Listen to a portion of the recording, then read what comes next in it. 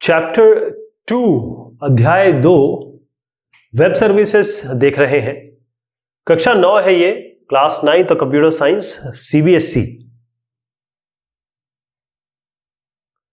Web service से ताल्लुक जितने सवाल है उसको देखेंगे। What is the meaning of web services? Discuss the various web services in brief.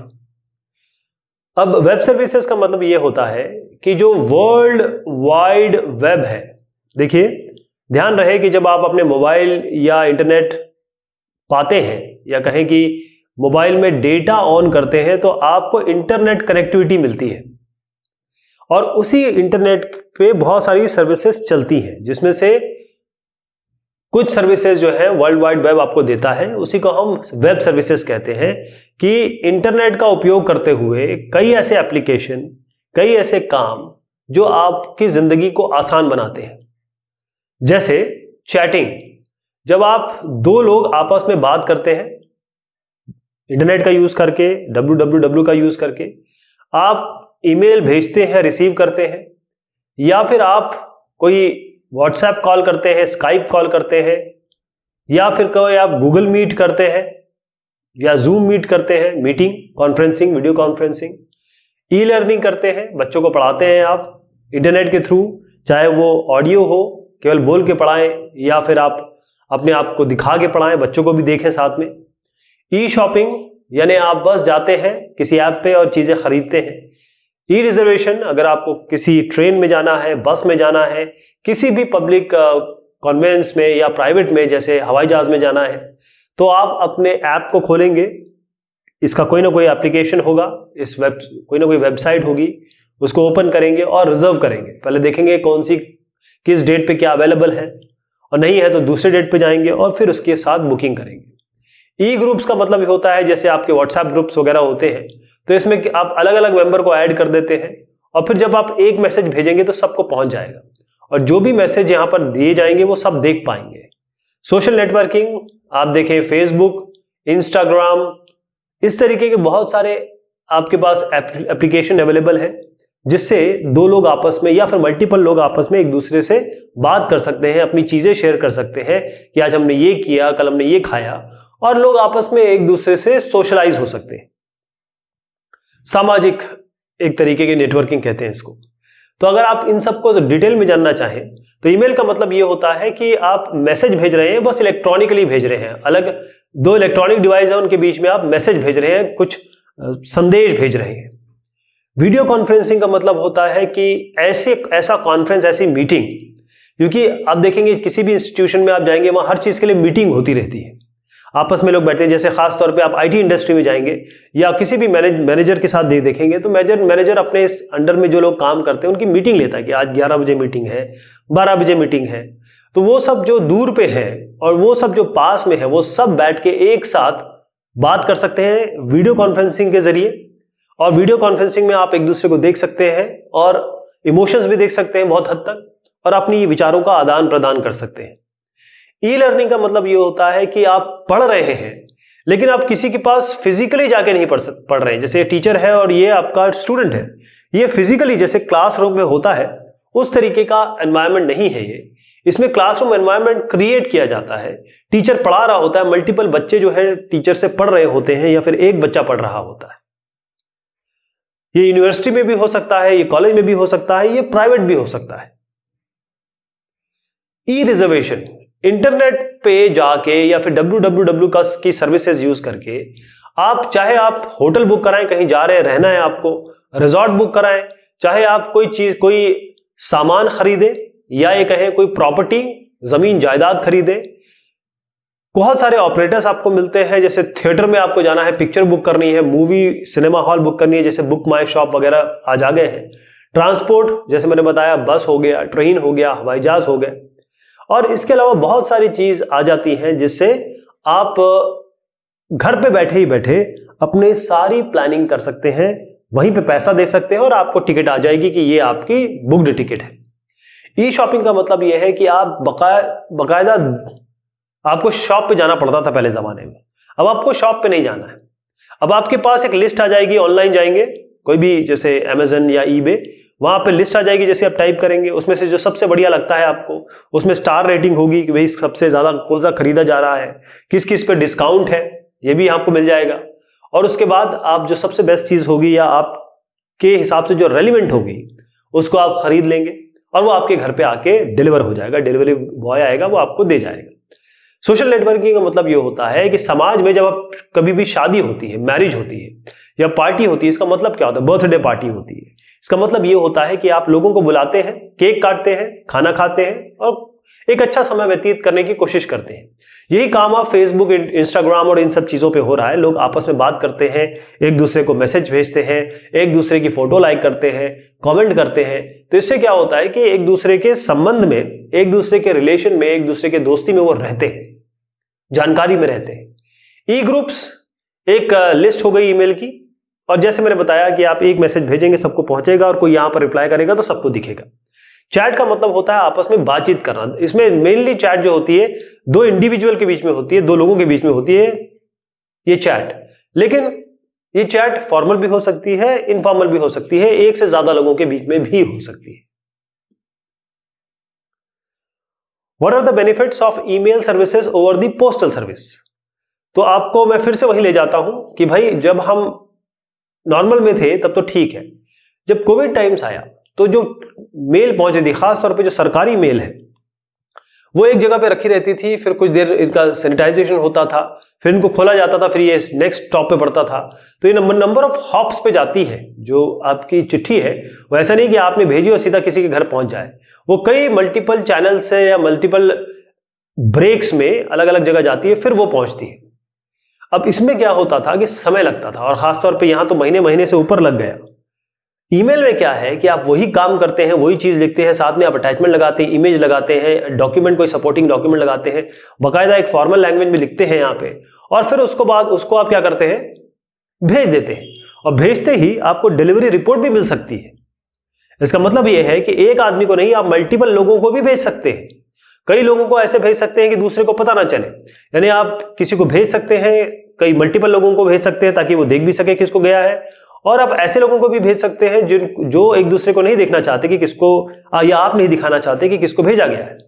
तो ट्रेडिशनल ईमेल इस तरीके से जाया करता था, और यहां पर बहुत सारे हॉप्स होते थे, और यहां जो ट्रेडिशनल ईमेल की डिलीवरी है वो कुछ समय लेती थी, लेकिन आज ऐसा नहीं है।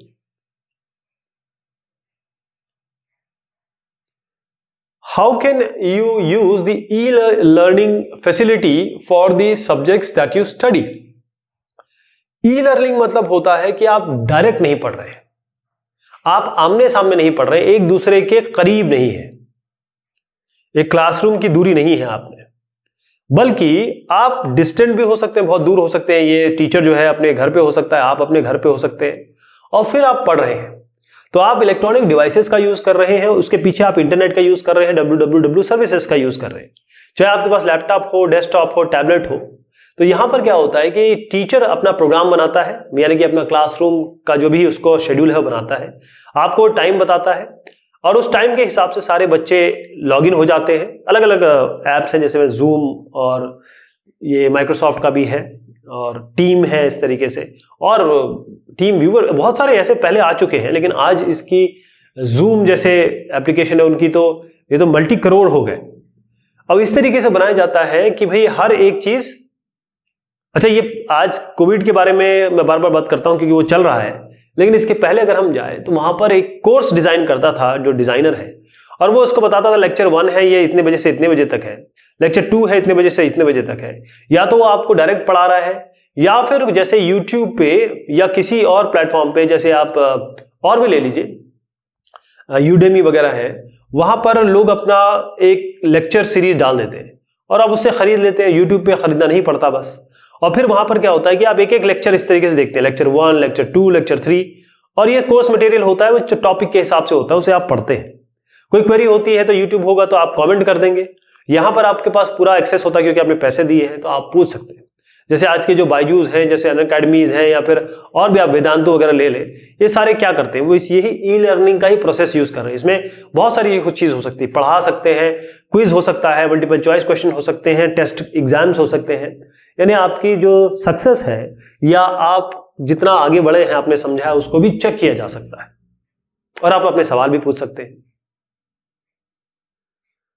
Right short notes on E shopping E groups. E shopping का मतलब क्या होता है? आप इलेक्ट्रॉनिक शॉप कर रहे हैं, यानी कि फिजिकली आप दुकान पे नहीं जा रहे हैं, यानी कोई भी सामान आपको खरीदना, सामान भी नहीं, सर्विस खरीदना है। जैसे मान लीजिए आपको कोई पेंट कराना है अपने घर को, तो वो सर्विस खरीद रहे हैं आप। तो आप डेस्कटॉप पे बैठे हैं, अपने लैपटॉप पे बैठे हैं, अपने स्मार्ट डिवाइसेस पे बैठे हैं, जिसे हम स्मार्टफोन कहते हैं आजकल। आप आराम से उस पे शॉपिंग कर सकते हैं। यानी आप ये ऐप खोलेंगे, जैसे मैंने आपको बताया, अमेजन का खोल लीजिए, ईबे खोल लीजिए, या बहुत तमाम तरीके, स्नैपडील है, बहुत सारी चीजें हैं इसमें। आप खोलिए और बस इस हिसाब से कि कौन सी चीज आपको खरीदनी है, और ना तो इसमें समय लगने वाला है, उतना ही समय लगेगा जितना आपको चूज करने में लगेगा सामान को। आप यहीं पे आइए, सामान देखिए, और बहुत अच्छी बात यह है कि आप सामान रिटर्न भी कर सकते हैं। बाकायदा ये लोग ये समय देते हैं, ये वेबसाइट्स वगैरह, कि इतना समय है आपके पास, अगर आपको पसंद नहीं आता तो आप लौटा दीजिए इसको।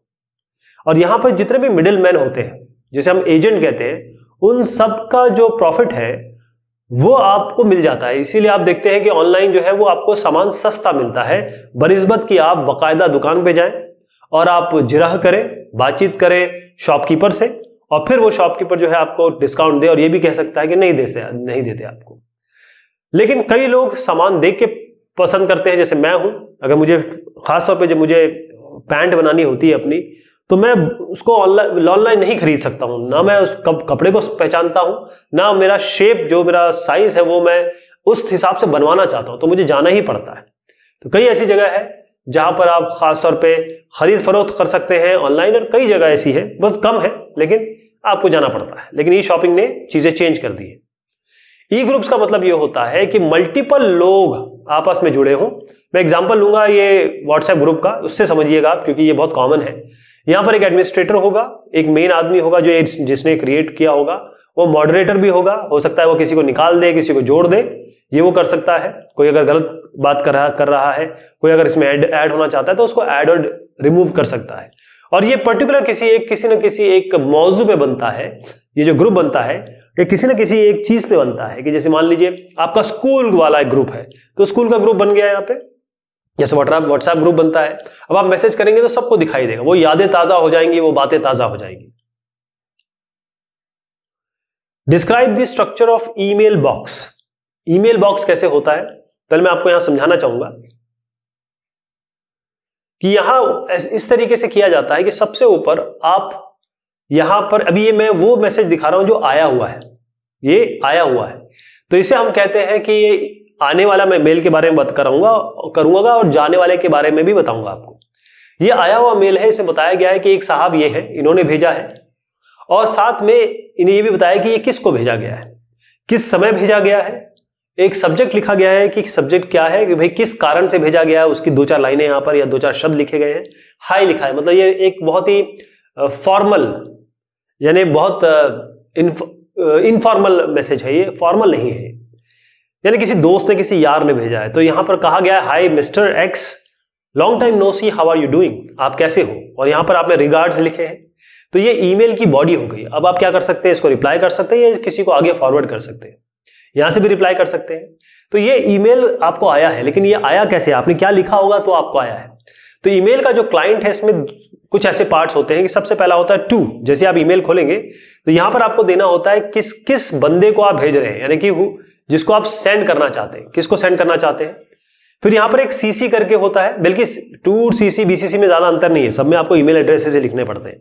यहां आप ईमेल एड्रेस रखेंगे इस साहब का, इस साहब का, इस साहब का, और ये जो साहब है, जैसे आपने किसी को भेजा, अब अपने प्रोग्राम लीडर को, प्रोग्राम मैनेजर को, या अपने बॉस को, सबको बताना चाहते हैं कि ये मेल गया है, ताकि सबको आपने लूप में रखा हुआ है, सब जानते हैं। इनको नहीं भेजा आपने, इनसे मकसद नहीं है, लेकिन इनको आपने लूप में रखा है कि ये जान लें कि ये मैसेज मैंने भेजा है और ये कंटेंट था। एक होता है बीसीसी, इसमें भी उन लोगों को आप इंक्लूड करते हैं जिनको आपको साथ में भेजना है एक मेल, मतलब एक से ज्यादा लोगों को भेजना है, लेकिन आप नहीं चाहते कि ये इनको देखे या ये इनको देखे, मतलब इनको ना पता चले कि इन दोनों को गया है, इनको ना पता चले कि इन दोनों को गया है, और लाइकवाइज। तो यहां पर आप इनको बीसीसी में डालेंगे, सीसी में नहीं डालेंगे। सीसी होता है आपका कार्बन कॉपी, बीसीसी होता है ब्लाइंड कार्बन कॉपी। विजिबिलिटी है इसमें बेसिकली, सीसी में सबको एक दूसरे का नाम दिखाई देगा, बीसीसी में किसी का नाम किसी को नहीं दिखाई देगा। ये हो गया। तो 2 हो गया CC BCC, ये केवल ईमेल एड्रेसेस लिखने के लिए है। और अगर आप ये सब नहीं चाहते केवल एक ही आदमी को भेजना है या 2-3 लोगों को भेजना है तो आप 2 में भी 2-3 नाम डाल सकते हैं। उसके बाद आप मेन चीज, जैसे मैंने कहा सब्जेक्ट इन्होंने हाई लिखा है, तो सब्जेक्ट से क्या होता है, जब आपका ईमेल सर्वर मतलब जैसे जीमेल खोलेंगे तो यहाँ पर नाम आएगा किससे ईमेल आया है और यहाँ पर आएगा सब्जेक्ट। तो ये सब्जेक्ट बताता है कि आप किस कारण से ईमेल भेज रहे हैं, कि क्या आपका मकसद क्या है। तो आप यहाँ पे लिखेंगे रिक्वेस्ट फॉर लीव, तो जो खोलेगा उसको क्लियर पता चल जाएगा कि ये जो ईमेल आया है इसमें ये बंदा लीव लेना चाहता है, छुट्टी लेना चाहता है। उसके बाद वो उसके अंदर कंटेंट पढ़े लिखा, आप यहां पर लिखेंगे और उसके बाद लिख देंगे sir I need this much of, because of this condition I need this much of leave और दिस नंबर ऑफ लीव्स। और उसके बाद फिर आप यहां पर बेस्ट रिगार्ड्स वगैरह लिखेंगे या आप अपना नंबर लिखेंगे। ये ध्यान रखिए कि बहुत ही शालीनता से अच्छे शब्दों में इसका प्रयोग किया जाता है। ध्यान रहे कभी भी आप कैपिटल लेटर्स में, जैसे मैंने कहा हाय ऐसे नहीं लिखते या गुड मॉर्निंग ऐसे नहीं लिखते। कैपिटल लेटर बताता है आप गुस्से में हैं या फिर आपकी एक फोर्सफुलनेस दिखाते हैं। जब भी आप शब्द लिखते हैं हाउ आर यू, आप कभी भी लिखते हैं how are you. Short form कभी यूज नहीं करते हैं ईमेल में, ये आपके चैटिंग में होता है, व्हाट्सएप वगैरह में, फेसबुक में आप कर सकते हैं।